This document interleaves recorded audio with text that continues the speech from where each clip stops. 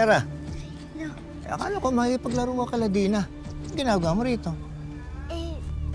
Siya po yung nakipaglaban sa mga masasamang tao. Ah, ganun. Siya ba yun? Kung ano ngayon? Kung pinapanood yan. Gusto ko po matutunan yung ginagawa niya. Gusto mo matutong makipaglaban ng ganyan? Opo, Lo. Tinan niyo po ang galing niyo. O, sige nga. Subukan mo ang gayahin yung mga kilos niya.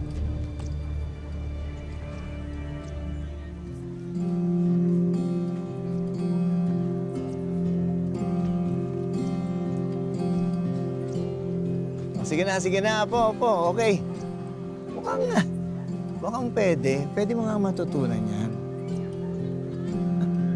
Talagang gusto mo matutong lumaban ng ganyan, ha?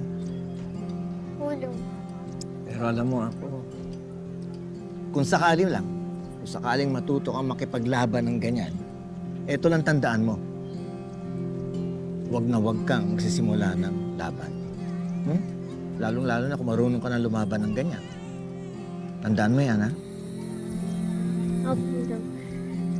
Tsaka, kaya ko lang naman po gusto matuto ng ganyan kasi pag may mawi po sa inyo o may manakit po sa inyo, protektahan ko po kayo. Salamat, Apo. At nariyan ka pala para sa amin.